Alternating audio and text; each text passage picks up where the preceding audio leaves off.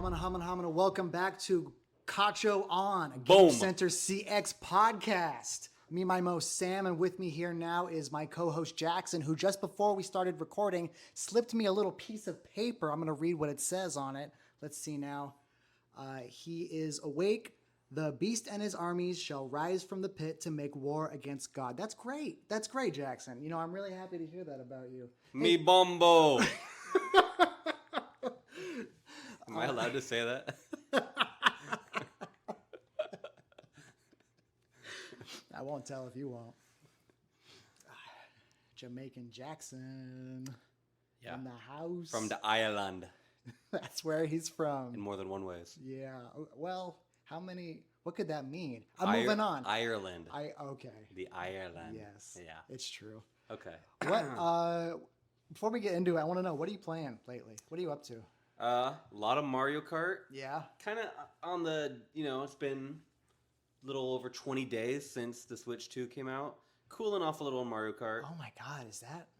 Yeah, it's been 3 weeks plus. Gee, it's completely taken over my life. The Switch 2? Yeah. That's awesome. Yeah. I played just a dabble of Street Fighter on it. The thing about that is I have it on my computer, so when I'm at home, I'd rather just play it there. Right. Mario Kart is a lot of fun. There's a recent update, kind of burned things out, but still in front of time trials, I like to torture myself and do the same thing over and over. I've seen your ghost. Your torture is paying off. It's yeah. Yeah. What about you? I'm playing Street Fighter. Mm-hmm. I wanted to actually get into a Street Fighter fighting game for the first time in my life that wasn't Smash Brothers. Mm-hmm. And I think it's going well, but I've just been engrossed in the single player mode, the World Tour mode, so I don't actually know that that's true. Arguably the best single player in a fighting game ever.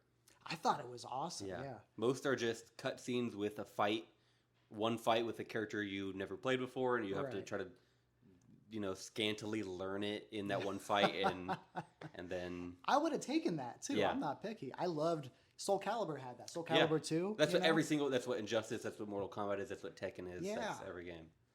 I'll take it. Yeah. They really went above and beyond here. I'm also playing Mario Kart World, obviously. And I'm also playing some classic arcade games. I went back. I told you this earlier. Went through the arcade version of Ghosts and Goblins. Is it the same? So the graphics are a little better. They're better. Was it for the arcade first? Yes. Okay. Yes. That makes sense. That's crazy, actually. It is. Knowing that game. I still can't believe Reno even beat one loop on that. Yeah. Do you save and... Me? Yeah. Oh God, yeah. Yeah. I got kids. I got a mortgage. I don't have time. That's what I did with the Castlevania collection. Yeah, man. Yeah. It's not a. I have an opinion on this.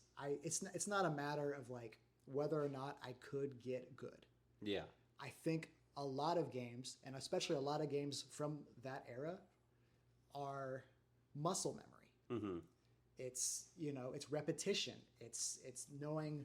It's pattern recognition. Exactly. It's seeing a pattern or an enemy and saying, okay, my hands do this now. Exactly. Yeah. And it's if I had the time and I enjoyed it enough, I could do that. Mm-hmm. I think most anybody could do that. Mm-hmm.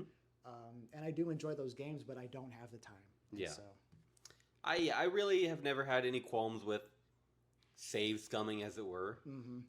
I'm also from an era where, like, when I was first kind of diving into games for, like, in earnest, I played Celeste, and that game is designed chunk by chunk, by chunk. So it's not, I'm not really, I don't have to me, there's no problem with playing a little bit and then doing it over and over until I get it right. Right, yeah.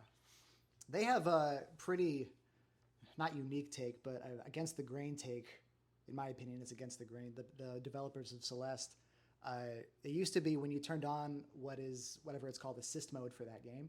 I didn't even know that was a thing. Oh yeah.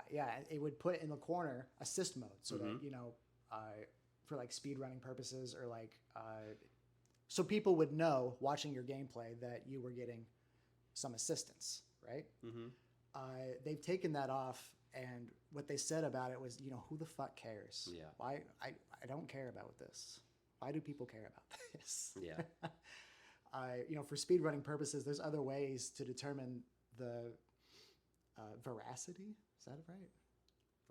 Veracity. To verify? To verify, yeah, your run is legitimate. It's just a gatekeeping thing. Yeah. I think primarily, I would say gatekeeping is the origin of the phrase "save scumming." Yeah. You know, that's pretty gatekeepy. Absolutely. You're a scum.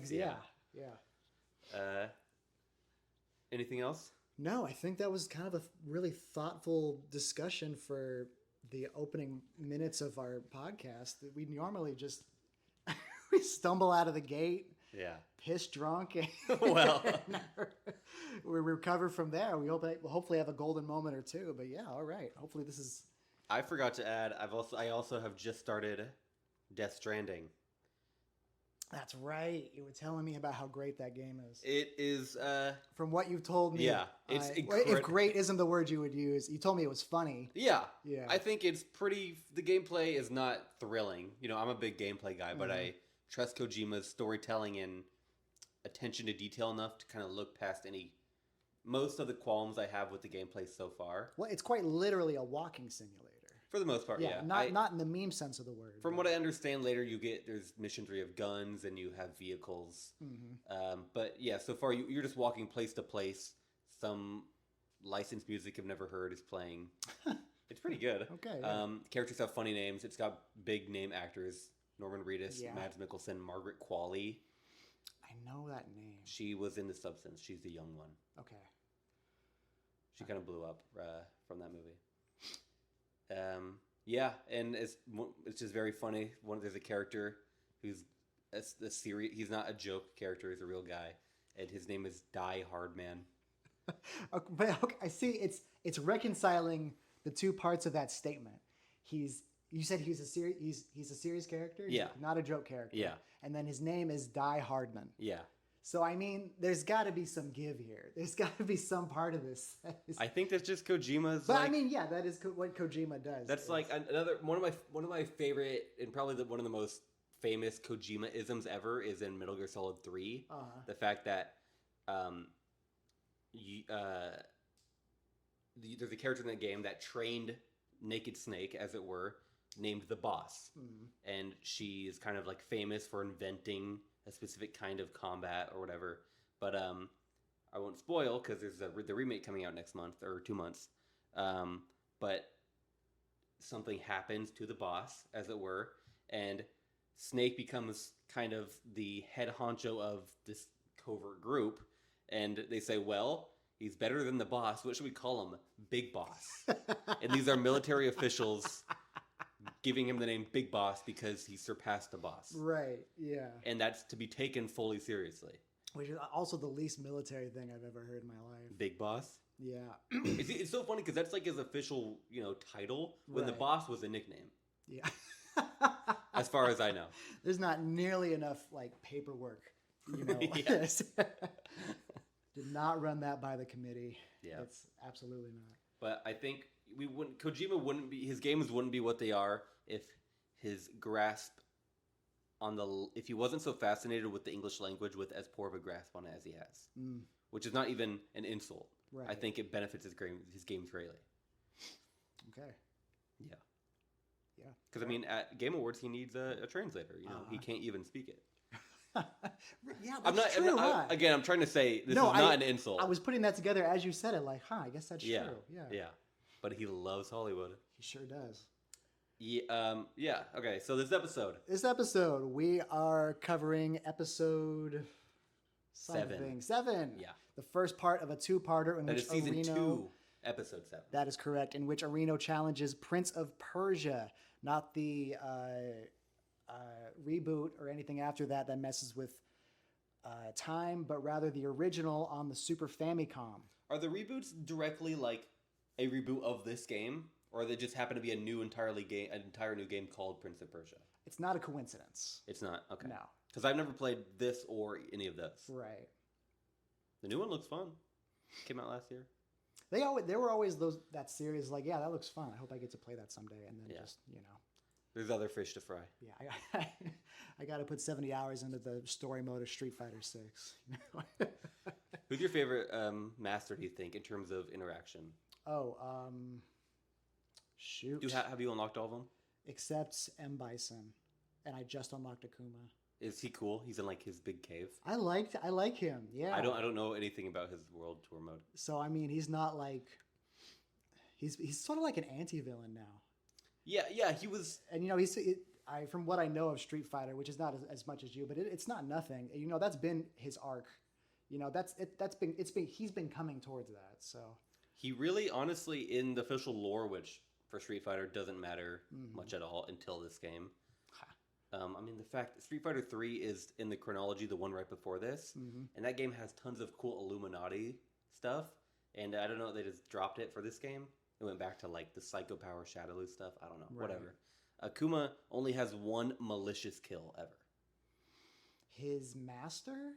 His old training buddy, Ryu and Ken's master, Gen. That's right. No, not Or no, Gen. Goken. Yeah. Yeah. Because Akuma's like really old. He's like 140 or something. Yeah, he was mad at him. That's all I remember. Yeah, but all of his other kills, which are represented by his little figurines that he carves, right? Which he does out of respect, they're because someone challenged him and he thought they were worthy enough and he won. He won't fight someone if someone challenges him and he thinks they stand zero chance. Right. Because he Have doesn't. you unlocked Akuma in World Tour? No, I haven't. You have to fight him like 3 times. You have to see him 3 times, and a couple of those times he'll fight you halfway, and then he'll just leave. Really? Like, I'm not fighting you. I think the only DLC World Tour I've done is Terry. Terry? Because that was a big deal when he came out. Yeah. This has been Street Friends, the Street Fighter podcast that we host at the beginning of Cacho On, a Game Center CX podcast. Oh, yeah. Wait, can I say something really funny about Akuma first? I'd be disappointed if you didn't, please. So you know how he looks like that? Yes. He looks like a troll? Mm-hmm. That's true. He's got a flat nose and crazy Neanderthal eyebrows. Do you think that was the Satsui no Hado that did that to him? That's what I was going to say. He started practicing the Satsui no Hado against Goken's advice. Yeah. Okay. And it's just a martial arts that's so imbued with evil. It extended his lifespan and made him look like that. Which is crazy that you can punch in a way that is so evil, it changes you into a monster. Right. He's kind of like ugly cute though, you know? His default costume in that with the big white beard and the crazy he has a lion's mane that's white. I don't think that hurts him.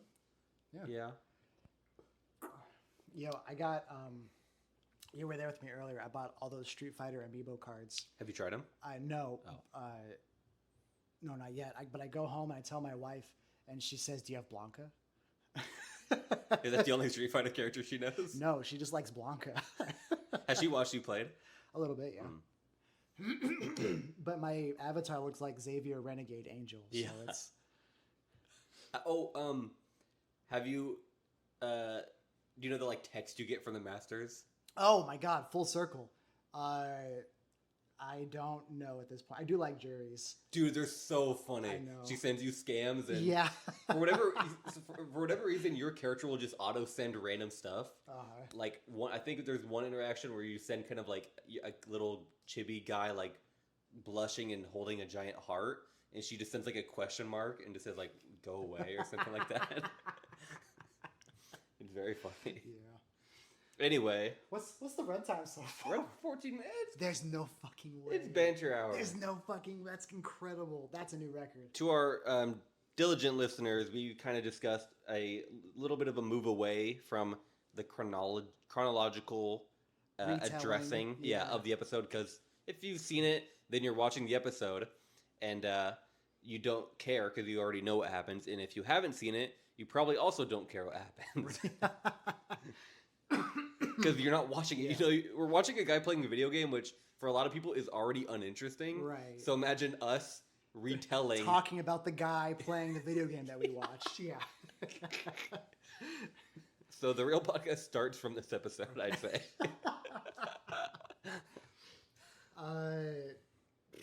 Tell us about today's game, Jackson. Oh shoot. So yeah, it's called Prince of Persia. It was on the. Sorry, you always have it up. I know. No, this is not on me, or this is not on you, rather. Prince of Persia video game. This is the first Super Famicom game they've ever played.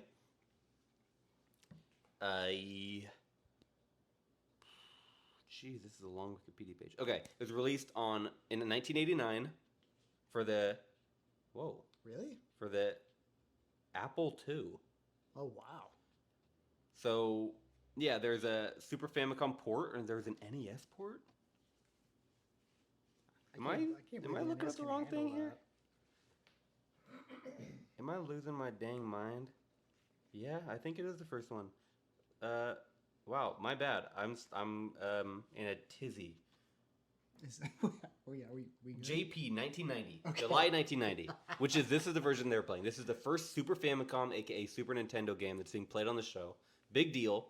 They start by saying Japan loves their cute little abbreviations. They say Sufemi. I've been Or noticing Sufami. more and more of that. Yeah. Yeah. This game was developed by Broderbund. Broderbund. Oh, that's why the collection is Irem. Okay. Yeah, it is. So it is a Western-made game.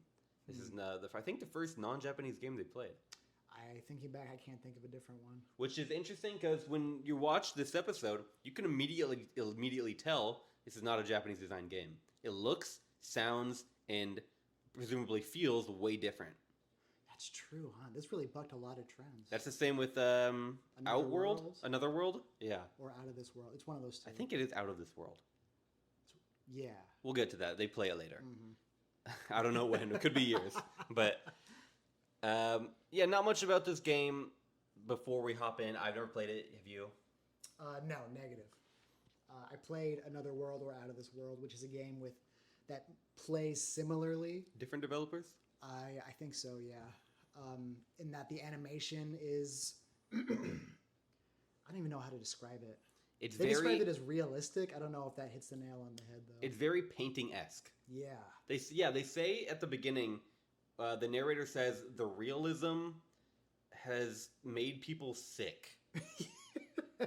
Which, if you know what any game on the Super Nintendo can look like at its best, you know how insane that is. Yeah. This episode was translated by TV Nihon. Yep. FYI. Mm-hmm. And just so everyone knows, we're recording holding the mics today. So if there's a fluctuation in our volume, we're kind of in the growing period. Find out phase, yeah. Yeah, of how this is working. We need to get new microphones. That's on me. Is it? I guess not. I'm just kind of am the self-diagnosed producer of this show. This is Jackson's fault. This fucking sucks. Okay, we're recording at my house with my equipment, whatever. With your cat. Yeah, we're addressing some concerns about Sam being quiet. Yeah. Due to extenuating circumstances. I have a big beard that looks great and everyone likes it. No one says that it's bad. Yeah. We're using lavalier mics. And so the mic was clipped to my shirt, and we learned a couple episodes ago that my beard was just like blocking. Like here, I'm talking right now. Maybe it'll come through. Yeah. It functions as a pop filter. Yeah. For the microphone, which is very funny. But I'm clean shaven, so that's why I'm very loud. Mm-hmm. The Prince of Persia is a platformer. Yeah, action platformer. Action platformer. Puzzle. Yeah. Speed running. And watching someone play it, you immediately note the strange way that the characters seem to move. And if you've seen Out of This World or Another World, whatever it is, we should look that up. You'll know exactly what I'm talking about, but it's these exaggerated movements. These you press a button and something happens and you can't stop it for X number of seconds. Yeah, you know, it's slinky almost.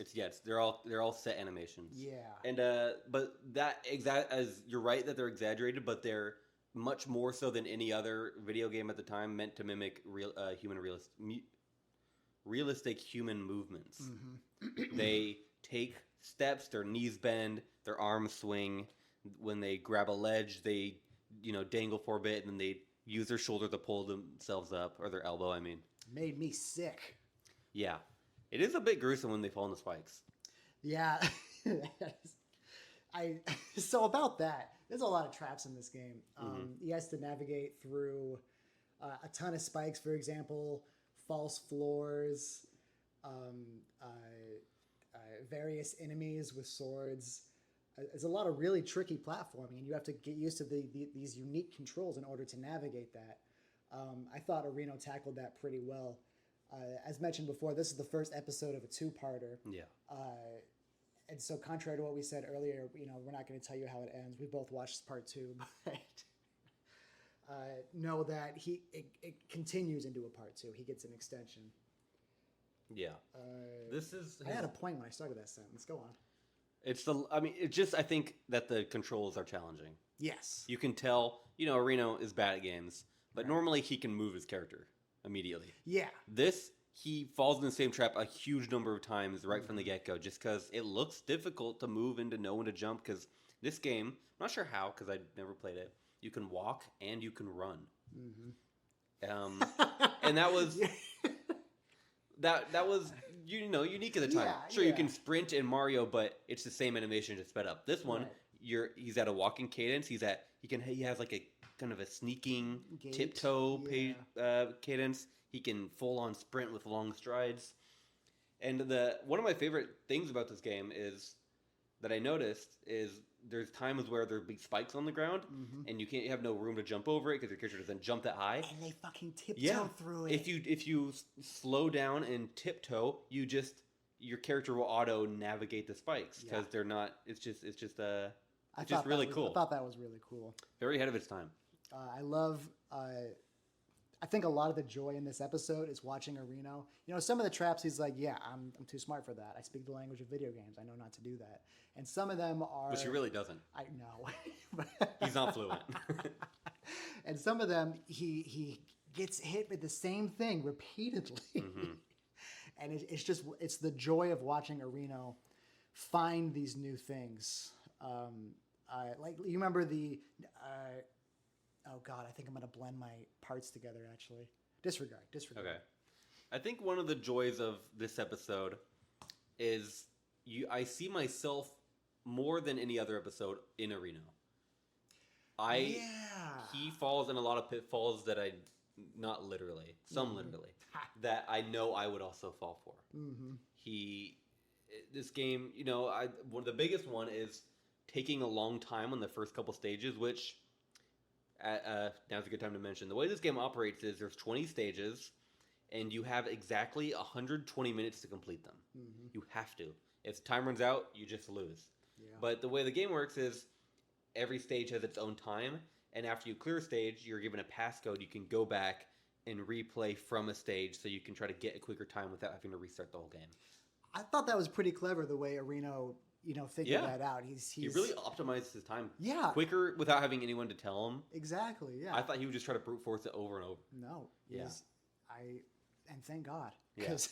But that's what I was saying. I know I would do the same thing on my first time of taking way too long in the levels and be like, I'll get faster, or they get shorter. Right. And then not. That's exactly what I would do. Absolutely. I liked how they started this episode. Because it starts really at the beginning of the last episode, or the end of the last episode. He finishes Solomon's Key. He's riding that high, and then Susano comes in and says, "Hey, I'm sorry, it's Christmas Eve. Yeah, you want to go home to your family." Which you don't tell you until now. Yeah. Thank you, Susano. It's time to start the next challenge immediately. Yeah. And watching him play it, I understand why they wanted to give him a head start on this, but man, that was funny. There's a word for overworked Japanese people. A Japanese word? Yeah.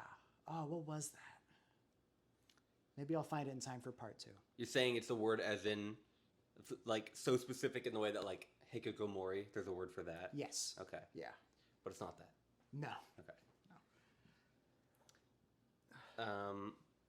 Yeah, I am really trying to not just read everything from my notes. This in is that order. this is an adjustment, isn't it? Yeah, gonna have to change my way of taking notes. A few funny quotes here and there, like Areno has recovered his groove. Mm-hmm. Oh my god, I want to get like I wrote one down. A quote segment. That'd be good. The double challenge of this episode is separating parts 1 and 2 because I know. Yeah, it's at the very end of part 2 that I wrote this down, but I'll say it here. They use the phrase Areno's giant blunder. Yeah.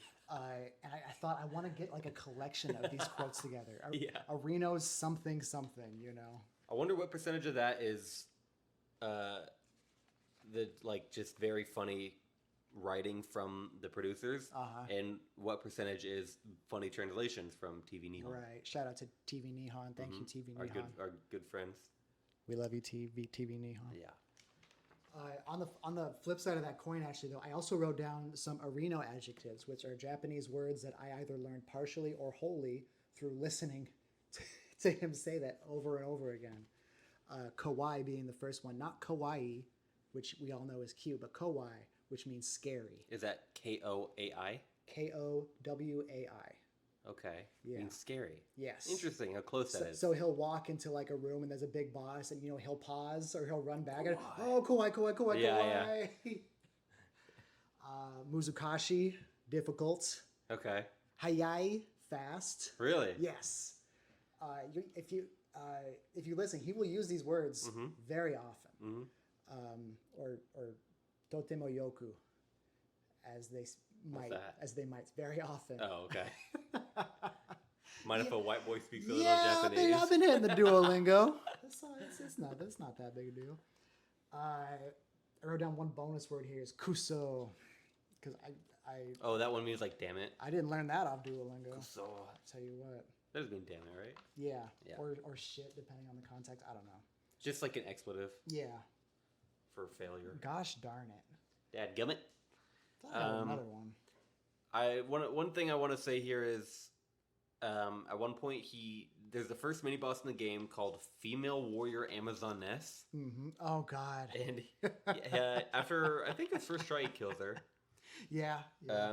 Upon doing so, he just crouches over the sprite of her dead body and says, "Take her clothes off." Oh, I guess I can't. That'd make for a bad hero. Then immediately after this, he gets his first time up. He's. There's got to be something culturally that we can't connect with, where it's, and I think we talked about this before. It's almost cute to be an old man pervert. I think it's just socially normalized to be a pervert. Yeah. I think it's a major problem in the real society. Yes.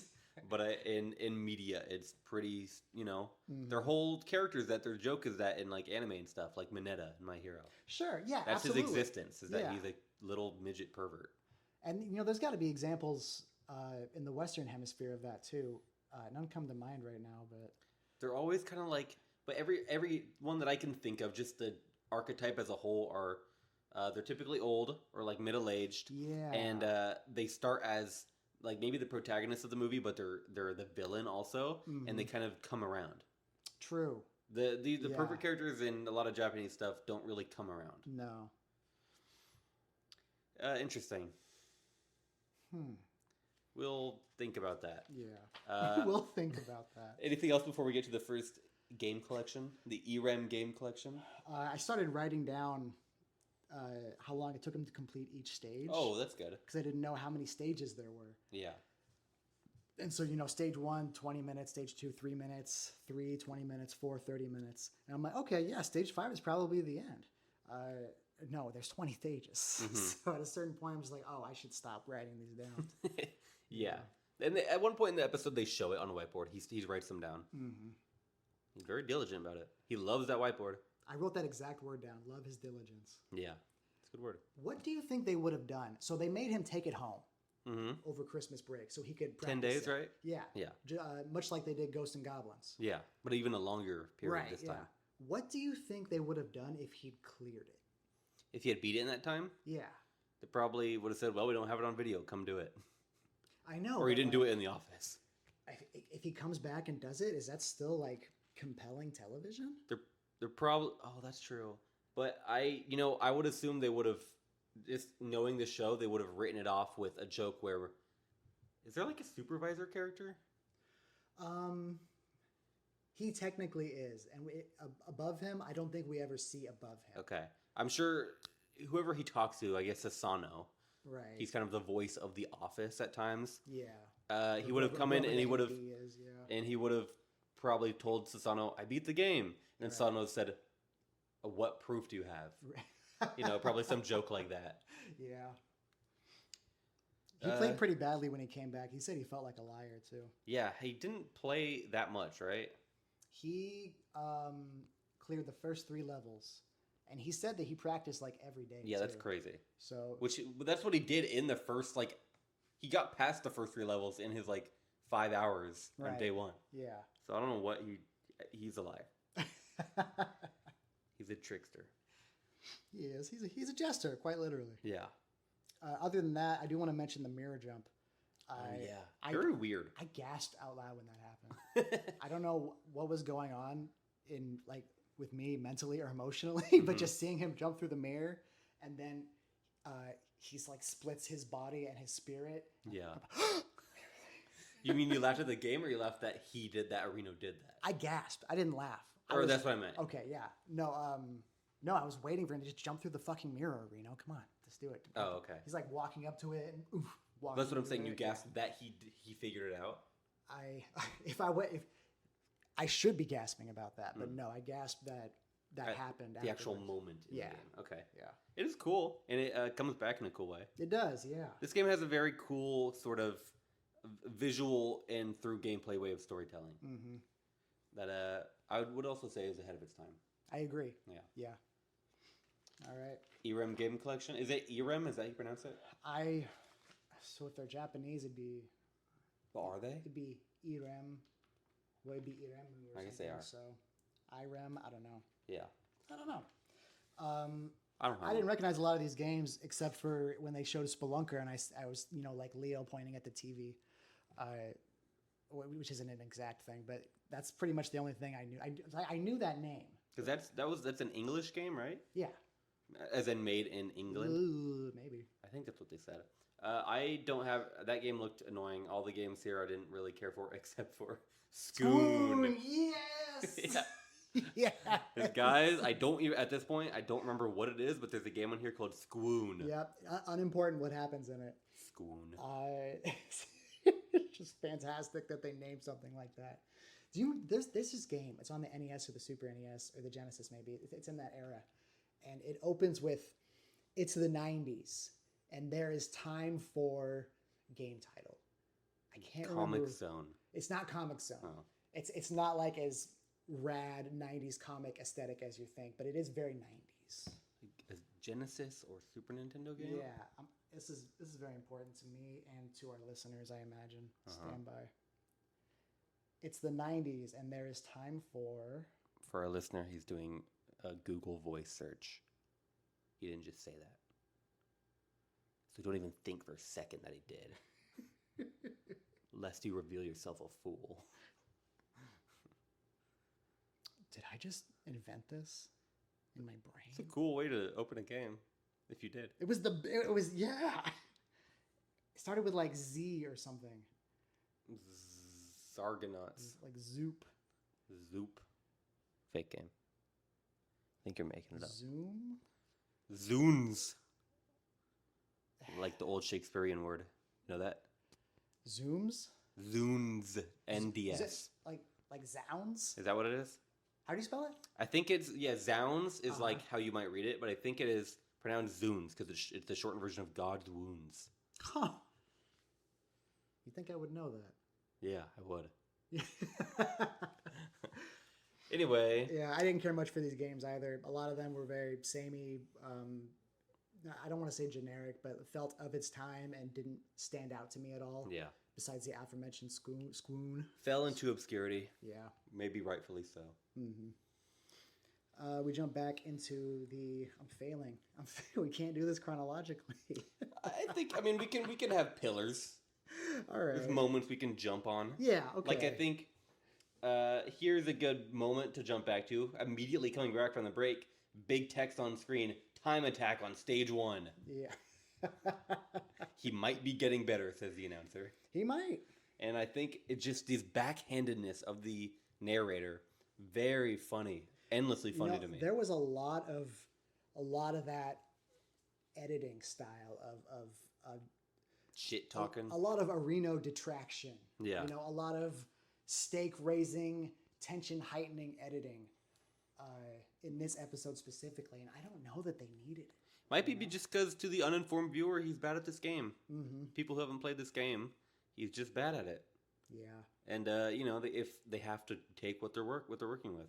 I have more to say about this, but it's more appropriate for the next episode, I think. Actually. Okay. I think you watched this more recently than me, so I'm a little. They kind of have blended together. Right. I'll take point then. I think honestly, the best part of this episode is the interview. Oh, by far. And it's not even close. We got a looker on this one. Yeah. Oh my God! I wrote he has a kind face. He does. He does. Yeah.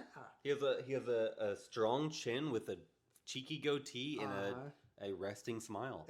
He looks like he is a person that enjoys life and actively works to bring up others around him. Yeah. And if you can tell that from a face, that's one hell of a face. Yeah. But he interviewed. Oh, before the interview, I just want to say there's a boss fight, a mini boss that he later will struggle with badly, called the Minister. The Minister. It's a fat guy with a turban and a robe and a sword. And upon seeing him, Marino multiple times just can't help but say, "How fat? Oh my God, he's fat. Good God, he's quite fat." Ha cha cha. He also Comedy. calls him a pig. I wonder if that's also more acceptable over there. Fat shaming. Yeah, And again, this was 20 years ago, so. Yeah, I mean that was, Shallow Actually, Hal came out the same year. There is an AD that comes out, I think, like 10 years from now. Fat guy. Who's a girl. Fat girl. Yeah, well, she's heavier. Jackson thinks he's real damn funny. Big bitch. Yo! What I was gonna say is that Areno is constantly making fun of her. Really? Yes. Is that the only female AD they've ever had? I don't even know if she's an AD. I think she's just there. Poor girl. I wonder if there has been any female ADs. They don't know ball in Japan. I bet you feel stupid now. Me? Actually, no, I don't bet you feel stupid now. No, I say they should wear it with a badge of honor. Okay. So I'll let her know. Hey, how do you think swordplay works in this game? Yeah, I don't know. It's a lot of from what it looks like. You swing. Sometimes they'll block. Or like parry. And it also looks like there's no punishment for being parried. Right. Or no reward for parrying. Yeah. It just seems like the enemies have times where they will or won't parry. And I have to assume parry is activated by pressing the attack button. And you just have to... it honestly looks like the best strategy besides wall stuck, which we'll get to next episode. Yeah. Is just to get close and mash it as much as you can to just kind of brute force into those windows. Right. Which is, combat isn't this game's strong suit. And it's not trying to be. It's not even a huge part of the game. Yeah, so... It's just watching it is incomprehensible if there is a strategy, in fact. But yeah, first interview segment, or the only interview segment, I guess, of this episode. I want to go back to the Minister. I got an Areno Y moment. It's Okay. I think he beats it first try or first couple tries. The Minister? And then he like dies. Oh yeah, 30 times in a row. Yeah, and so on his 32nd try, he beats the Minister again. Oh yeah. And then got his jaw slid for no damn reason. Did he fall into a pitfall or something? Into the same one he fell originally 30 tries ago. Yeah. And you don't often see Areno just like give up on life, but you see it in his face right then. He is grim. Oh, I have an even more belligerent Areno Y. Ooh, lay it This on me. is I was mad at him. This was 21 years ago. I was mad at him. Hold on. Is this when he hangs off the edge to show off? No. This was, I think, after he beats the Amazon Warrior S. What is it? Female Warrior Amazon S. Okay. He goes back to the previous screen to reset a door or something. It's fuzzy. Anyway, the point is there's these blade traps where they kind of double coming from the ceiling and the floor. And you just have to step, when the blade is not going to close. Right. And he is standing in front of it. He sees it. He steps where it is and just doesn't move. And it shuts on him. And he goes, oh. What do you mean, oh? What do you mean? Oh my god. Unbelievable. Oh, interview. Love this man. Yeah. And I love this man, too. I said interview when I meant to say anyway. Yeah. Interview. We're going to the interview. We find Arino sneaking and whispering through the halls of Konami until he runs into, what was his name? Koji Igarashi. Igarashi, yes. A reminder that the way the subtitlers format the names is the traditional Japanese way. Family name first. Yeah. So his name is Koji Igarashi. Okay. All right. He's the writer and AD of the Castlevania series. Right. Also known as Akumajo Dracula. Which Japan. we learn in this episode that as of 2003, there were somehow 24 Castlevania games. Yeah, not the most surprising number this game or the show has given us. The Mega Man episode has a more surprising number. Ooh, that's 2 episodes. the penultimate episode in this season. I haven't watched it yet. Jackson has because he's a better person than I am. Well, I have a less full life. That's crazy. Anywho, I did some research on him. He was the producer from 1990 to 2011. Mm-hmm. He left to make Bloodstained Ritual of the Night. No! Yeah, this is Are him. You kidding me? Yeah. Oh my god. You never knew the story about that game? No. I knew before putting a name to the knowledge that it was made with some or at least one figurehead for Symphony of the Night. Mm. That was the big, that was the pitch for that game was, it's Symphony of the Night, guys. They, made a new Castlevania game, but it's not Castlevania. Right. But it's very similar to Symphony of the Night. Yeah. Speaking of, so he did get to direct Symphony of the Night, and the reason that was he got his first to do project, that, right? No. Oh no. It was the first Castlevania project. Yes. Yeah. The reason I don't know that actually. Look, the reason he got to do that was because. Was it Tokimeki Memorial? I had to pause and laugh at this for so long. So first he directed Tokimeki Memorial. I don't know what you know about this game. I did a lot of research actually. Yeah, it's to my knowledge maybe the originator of dating sims. It's one of the first. It had one of the foundational titles. A lot of unique mechanics for the time. Right. It had a mechanic where if you didn't give some attention to some of the girls, they would kind of badmouth you. Yeah. Which is a very interesting mechanic. It's pretty advanced for 1990. I'm going to tell you something right now. Okay. It's coming up as a challenge. He plays Tokimeki Memorial? Tokimeki Memorial. Oh my god. I showed it to my wife. This had to have been a month or two ago. Mm-hmm. Oh god, it was such a great episode. Is it the finale? It's not a finale. It's like a mid-season thing, I think. Oh. But not this season. It's such a great episode too. No, it's not. Okay. I'm very much looking forward to that. So, and she was watching me, or not watching me. She was watching this episode with me. Mm-hmm. And so when that came on, we were just whoa. Leonardo point. Yeah. But yeah, that's so good. From that to Symphony of the Night. I just wrote that I'm amazed that the Castlevania / Bloodstained writer worked on a game like this. Yeah. I skimmed the Wikipedia page a little bit. Games are still being made with the newest for the Switch, Japan only. We're talking about Tokimeki still? Yeah. Okay, yeah. Yeah. I bet. Yeah, and I looked on Steam. There's a game called something High School Club Tokimeki Memorial as the subtitle. So I don't know if it's a spin-off or a weird, like, they tack the name on or something. Yeah. Because it also doesn't come up on the list on Steam for entries, which could just be, it could have just kind of be a dormant Wikipedia article because that game came out this April. Okay. So it could just be they didn't get around to it yet. Interesting. But I'm not sure if it's part of the...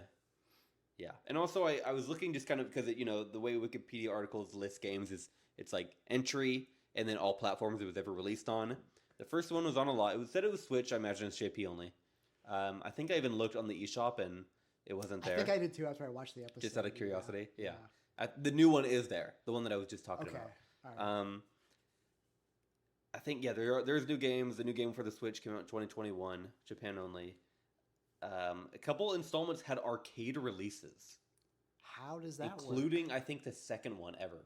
Which I wondered, I wrote the same thing. How do dating sims have an arcade release? Oh my god. What would that look like? You know? Maybe you have to play it all in one sitting? They would have to add other elements to it, you'd think. Some sort of platforming or... Well, I wouldn't... That's not my concern. Well, I'm not concerned about it. I'm just trying to figure out how it would work. Because I don't think you could just sit down in an arcade and play a dating sim for 2 or 3 hours, you know? Well, yeah, that's what I was going to... That is my concern, is there's such long-form games that I think the gameplay, I don't think they would add anything. I think it's not out of the realm of possibility to sit at it and just play a reading/menu game. Yeah. But the length does concern me. And I have to imagine there's just an NES style password system. That would make sense. Yeah. I wonder, a way you could do this maybe is streamline it. You know, you don't start, at the beginning and there's all these girls, Mm-hmm. You pick a girl, like a character selection menu, okay? And then you just have events with her. And it's a lot shorter, Yeah. It doesn't go through the whole school year or just like a truncated version of it. Mm-hmm. Makes sense. God, I'm so curious. But I also think it probably, in a similar way, like I told you about, I played a Castlevania 3 arcade machine. Uh-huh. Probably incredibly easy just to slap it in a arcade board and ship it. Yeah, and I wonder... I want to kind of look into that. What year this was too, because I'm sure there was a lot of that just happening. You know? Yeah, and also you're right about the year. It could have been something like the Nezuka cards, where it stores data unique to each player. Wow. You know what I mean? The what? The Nezuka card, like for Groove Coaster. Oh, yes. A card that is separate that you scan, and it's like, oh, this is your data here. You can keep playing from this point. That's it. I'm pretty sure that's it. That's got to be it. But like I said, these early games do have arcade releases. It just, if it was, maybe 2010 and beyond, right. It could be something like that. Yeah. Yeah. Anyway, back to the interview. Yeah. He's holding a real whip during this whole interview. Little fidget toy. I liked it. He smacks Serena with it a few times. He was smart enough to know That's not not to true. try and demonstrate. Yeah, I was gonna say. Whoosh. Huge little gash in his face. This man he lives and thrives off of vibes only. Oh yeah.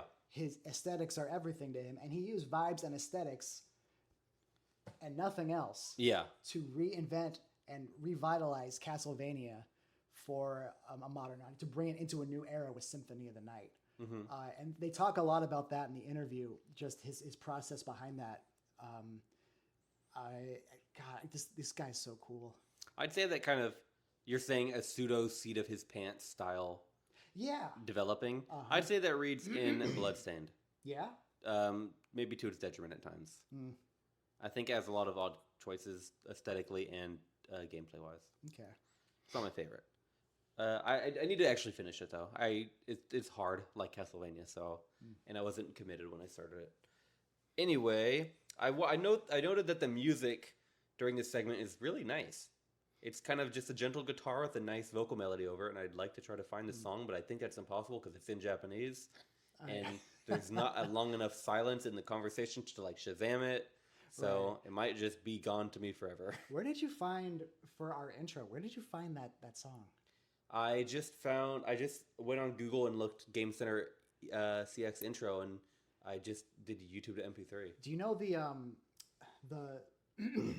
song that plays at the beginning and at the end of the Tamage segments? Yeah. That one, yeah. I want to find that. Okay. Do you think it's a song, or do you think was made like a melody for the show? I'm sure it was a melody made for the show. Yeah. You want to find it isolated? Yes.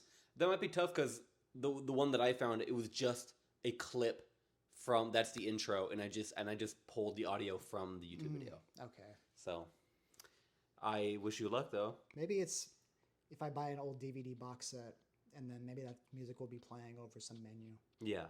Oh, another thing about Tokimeki Memorial real quick is in its initial release, it was a PC. game. Like a PC-88?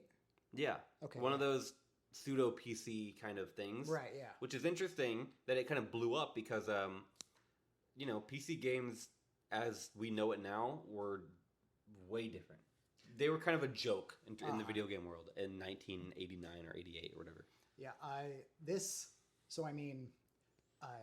from what I know, the story is different in Japan, especially for machines like the PC-88 that were, I believe, designed for this. Consoleized computers. Yeah. I think Toho got its start on those. And in fact, you can't find the first 5 games that in a format that doesn't run on like a PC-88 or something. Really? Yeah. No one has been able to like emulate it? Oh, I'm sure. Oh, yeah. Oh, you just mean an official release? Right, yeah. I see. But yeah, that's a good point. And I guess even the Famicom is family computer. Mm-hmm. So it's maybe just kind of a naming thing. They probably maybe were all closer to proper consoles, just referred to as PCs. Right. Yeah. That's what I think, yeah. And also maybe they had the option to be played on what was then a big home computer. Mm-hmm. Yeah. Do you know what Rumble Roses is? Mm-hmm. You do? Did you know before this? Yeah. You did? Mm-hmm. All I know, it just like some sort of pseudo ad came up for Rumble Roses for like 15 seconds. I'm like, oh, I wonder if they'll get back into this. And then they don't. At the end of every interview segment, they always show an ad for the new game for whatever company that's being. That's true. Like they're at the end of the Kojima one, there was Metal Gear 3. Right, but they talked about Metal Gear.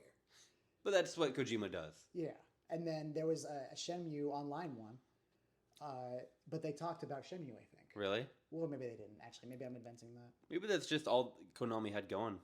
Yeah. At the time. Yeah.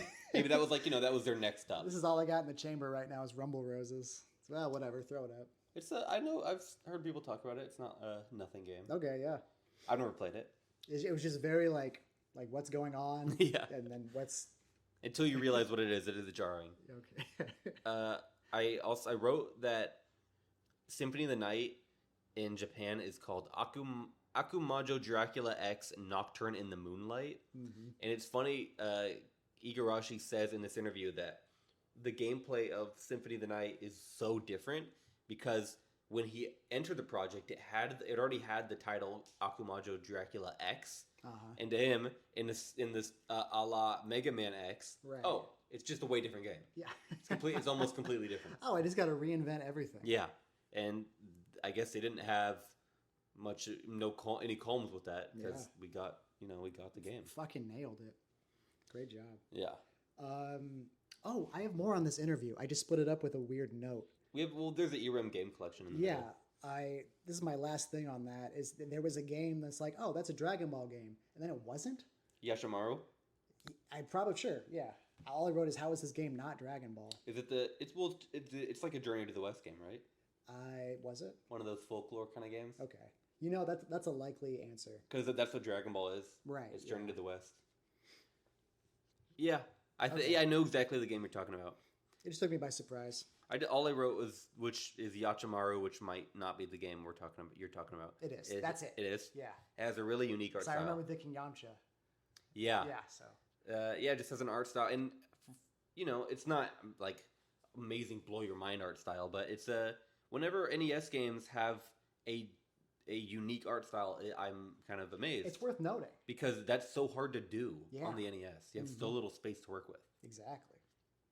Like the inverse of that is there's a Flintstones game that basically has the art style of Mario 3 but worse. The characters look like Mario 3 characters.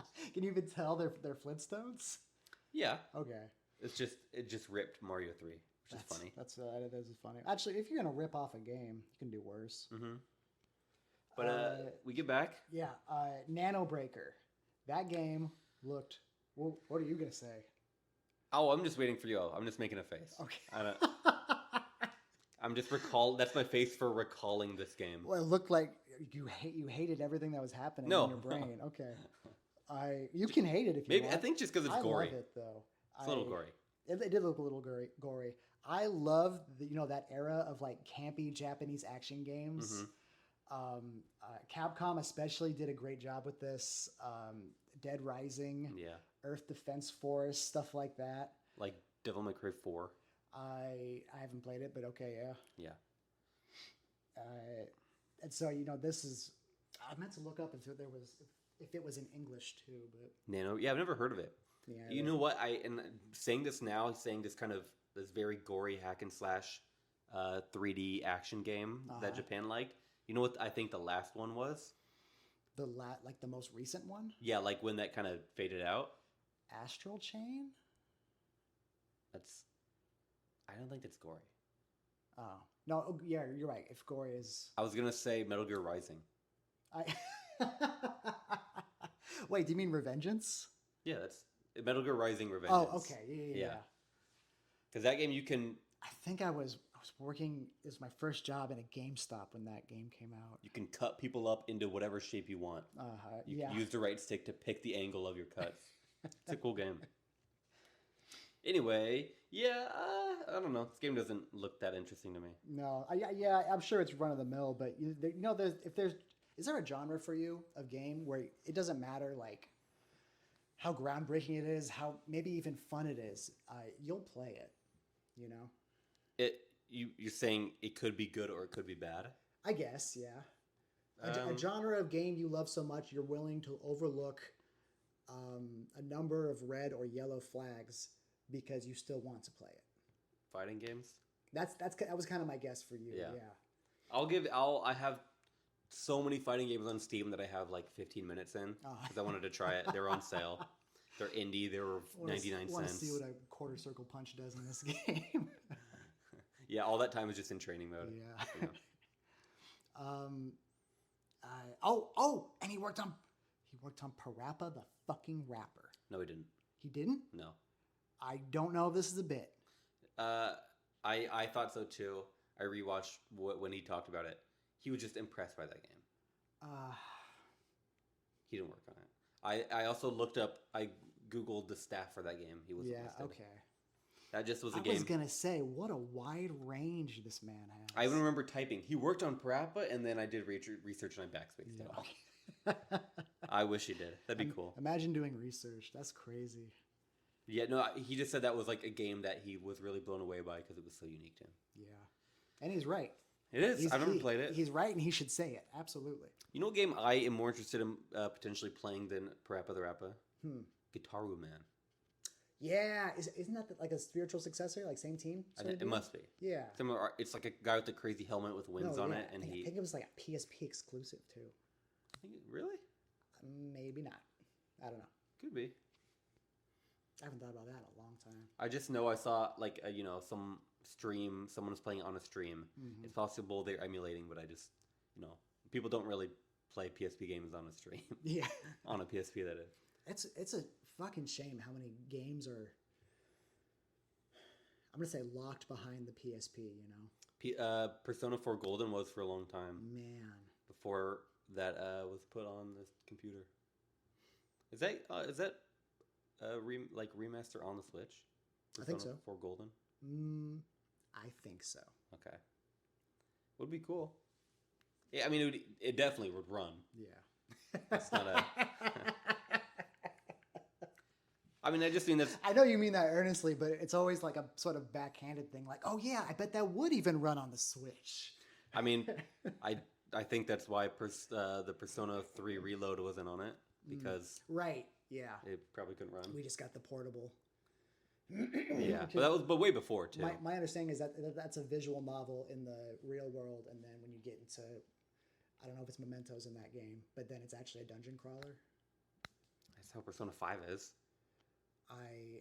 No, but I mean like a proper visual novel. Oh no. Persona 3 Portable is almost exactly Persona 3. Except there's a few quality of life updates, and you can also play as a female avatar. Right. Instead. So wait. So you can walk around in the real world? Yeah. Huh. You can go to places, you can eat stuff, you can hang out with your friends to like raise your stats. It's Persona. Okay, yeah. Well, I know you could do all that, but I thought like the presentation was that you a list of menus, where you're going next, who you're talking to, instead of like using your avatar to walk up to them. I think you can. Okay. I'm pretty sure you can. I'm going to have to take another look into that because I was interested in that game. But I'm not sure. It can even run on the Switch. Persona 3, the original, that game is laughable. Yo. Because... In a good way? No. Dang. The party members, you don't control them. Wait, what do you mean? They make their own decisions. How do I get them to listen? I don't understand what you're saying. You when you're fighting, you control your character. All your other characters will decide if they want to heal, if they want to use an item, if they want. What to happens attack. if I tell them when I tell them what to do? What do they do? You mean like one of your options as your character is like command? Like you could be like, oh, emphasize guard, emphasize attack. I think you can do that, and I think they will to a degree follow it. But for the most part, they will. They can't come with me. Then Yeah. That's not. Yeah. But yeah. You can't do that. Isn't that insane? Stay the fuck home. There's lots of times they will, attack with the type that the enemy reflects multiple times. Just because I like having it as an option. I think I played through the first half of Persona 5 like that. With everyone on auto? Yeah. What? You're joking. Maybe not the first half, but Did you beat that? Yeah. Oh, okay. We'll have to talk about that after. Yeah. I don't think it's really like super important until the later parts of the game. Probably maybe the fourth palace. Yeah, but I think that Futaba? Fourth is Futaba. Fifth is Right. What's her name? Maybe around the third palace. Haru. Sixth is the weird one where Haru and Morgana are gone. I just had a flashback to us. We used to work together. We were more or less a 2.5-man department. Yeah. And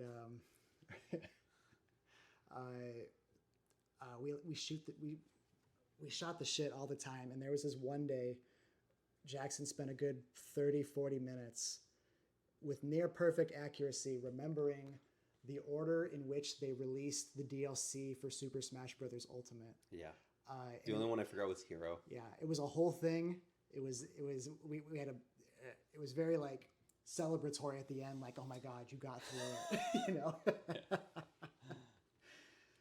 We worked in healthcare, so all the time we're spending doing that. Patients are dying. Well. Okay.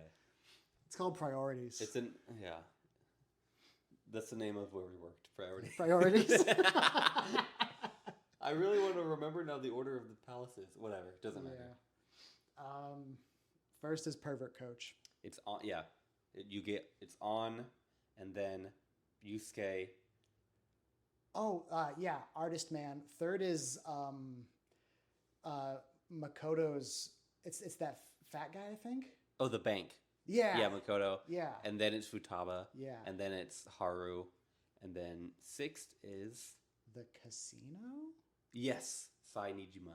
Yeah. And then seventh is the second to last one, known as... Wait, was Sai not right before the bald guy?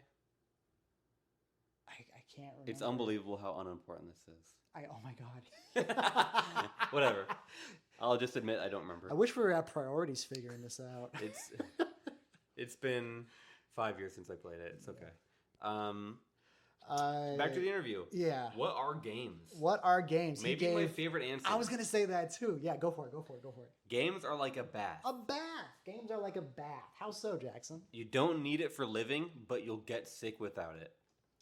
That's so good. It's so poetic. Without games, you'll get sick. That speaks to the heart, not just of video games, but to play in general and how important it is to the human condition, to the human soul. All work and no play makes Jack a dull boy. It truly does, you know? My cat's here, dude. Does he want to say something? God, I hope you can hear that. He just sniffed. I don't know if we can hear it. Back to the challenge. 40 tries on the Minister, I wrote. Woof. Oh, and then he gets it, right? Yep. Yeah. 3:15 on that stage. He is promptly dropped into what appears to be hell. Yeah. Yeah. There's lava. There's just pure bone skeletons holding swords. Yeah. Unlike anything else, this game so far has been semi-realistic, just with the exception of like For what I'd say is pretty basic magic spells. Right. Then he's dropped into hell, and now this is Persia. Yeah. All right.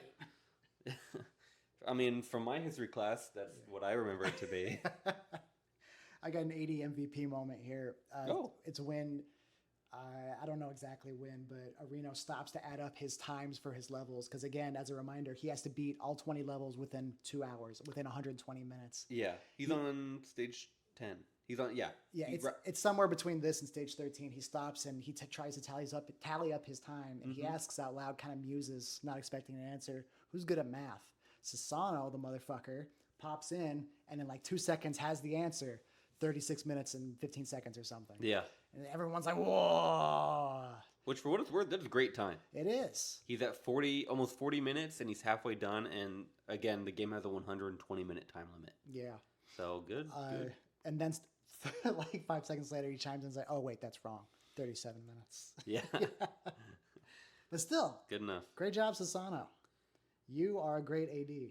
I wrote down a note here that I've noticed a lot that Areno out loud, which I get, just for the purpose of having watchable TV. He says, "What should I do?" And then he's a muser, and then proceeds to do the very obviously only thing he can do. And I wrote here, someone should teach him the phrase, "The only way out is through." Because every single time he asks that, it's a hallway. Mm-hmm. Yeah. What do you mean? What should you do? There's one thing to do. You hold right. Do you mean are you contemplating a bathroom break? Like, what are you talking Is this about? a philosophical in the greater scheme of things? What should you do? Yeah. Oh, I have another Areno adjective too. Ooh. Kakoi. What's that? Cool. Ooh, kakui. Kakoi is a little like bump after the ka. Think like K-A-K-K. Oh, kakui. O-I-I. Kakui. Yeah, I see. Yeah. That's cool. Kakoi, rather. Oh, it's O-I. Yeah. O-I-I. Kakoi. Yeah. Okay. Or E. Mm-hmm. I-E-U. Yeah. Kakoi.